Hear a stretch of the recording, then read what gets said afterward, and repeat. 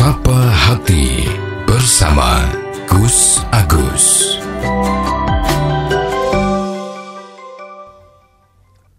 Sobat Dimas Diajeng yang berbahagia,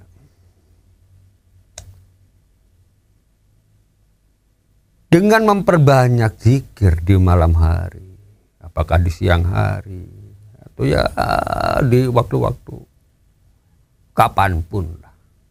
Ya. Yang namanya zikir itu kan tidak harus diucapkan secara keras-keras, kan tidak seperti itu. Yang baik kan memang secara pelan-pelan. Ya, kalau kita sedang bekerja atau kita sedang berusaha, yo dalam hati ngambil berzikir. Udah mengganggu enggak untuk pekerjaan lainnya aja enggak. Karena justru akan menambah, menjadikan motivasi pada dirinya itu untuk kerjanya itu makin tenanan. Karena pasti orang itu akan ingat bahwa bekerja itu adalah ibadah. Ya, yang sama-sama mempunyai pahala. Yang sama-sama mempunyai manfaat itu di dunia maupun di akhirat. Jadi efek dominonya ini akan jauh lebih banyak ya, ke nilai positifnya. Kan begitu.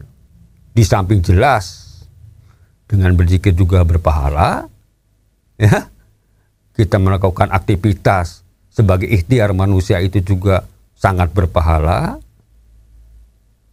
ya. Apalagi aktivitas kita juga bermanfaat tidak hanya untuk dirinya, untuk orang lain juga berpahala. Jadi memang efek domino positifnya itu banyak. Sobat Dimas Diajeng yang berbahagia. Apalagi kalau kita misalnya mempunyai tujuan atau maksud-maksud tertentu sesuai dengan cita-cita kita. Maka berzikir di malam hari itu banyak dilakukan oleh orang-orang yang memang punya maksud-maksud tertentu, supaya cita-citanya tercapai, dan seterusnya dan seterusnya.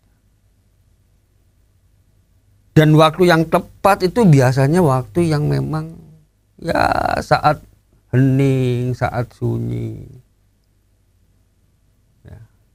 Dan waktu itu adalah banyak yang menyampaikan ya sepertiga malam.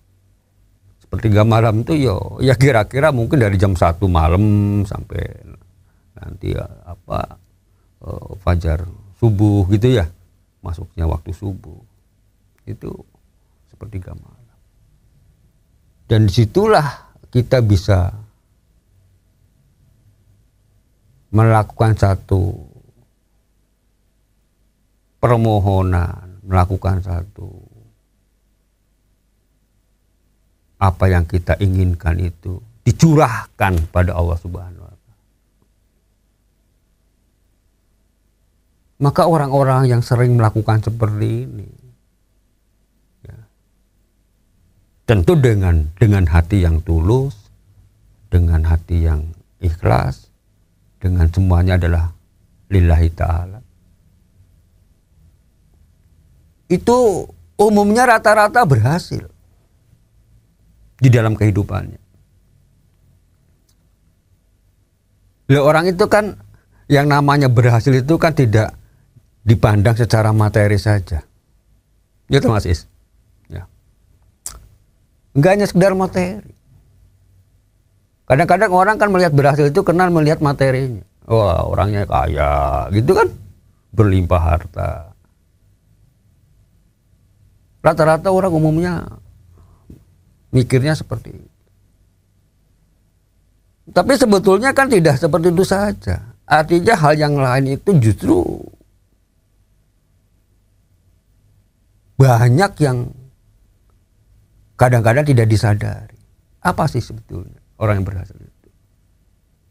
Orang yang punya kebahagiaan hidup.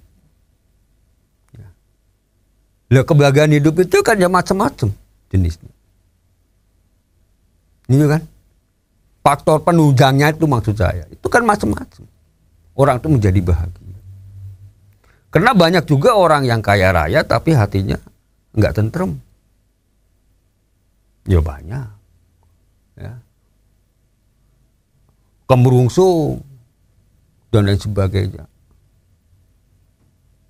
Tapi kalau orang yang bahagia itu, apalagi ditunjang dengan harta yang berlimpah, ya tidak kemerungsung, hatinya enak saja, ayem, nggak mikir ke takut diganggu dan lain sebagainya, ya.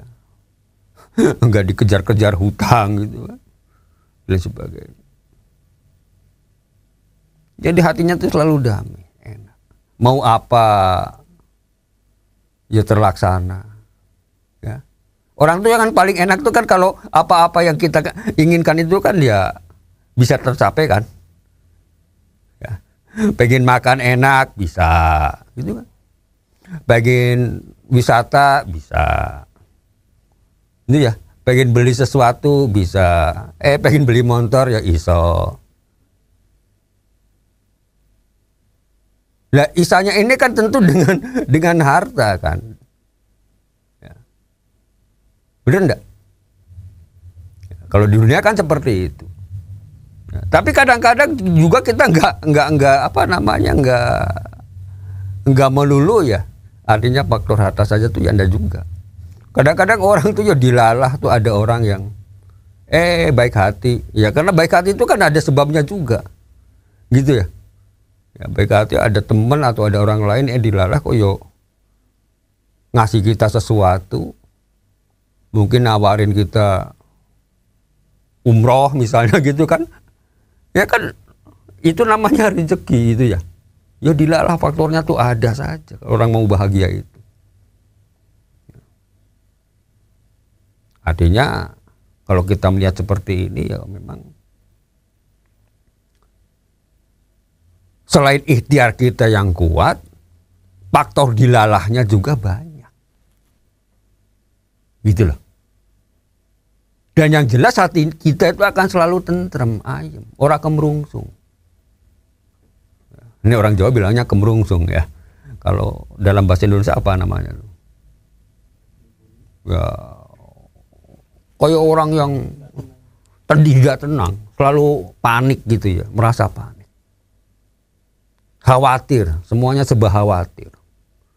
Ya, punya kekayaan, khawatir nanti hartanya ada yang ngerampok, ada yang nipu, ada yang maling, lalu khawatir.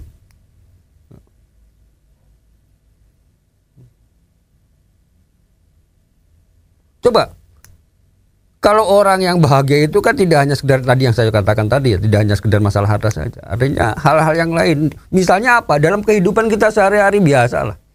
Ya, di dalam kita berumah tangga. Nih orang yang bahagia itu kan jadi lalah ya. Istilahnya dilalah itu ya. Ya dilalah nih orang Jawa bilang. Nih bahasa dosa apa itu? Ya kebetulan. Serba kebetulan. Betulan. Istrinya ya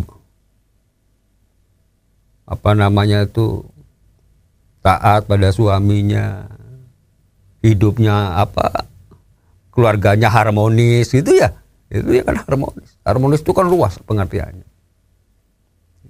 tidak pernah saling cekcok antara suami istri, anaknya yo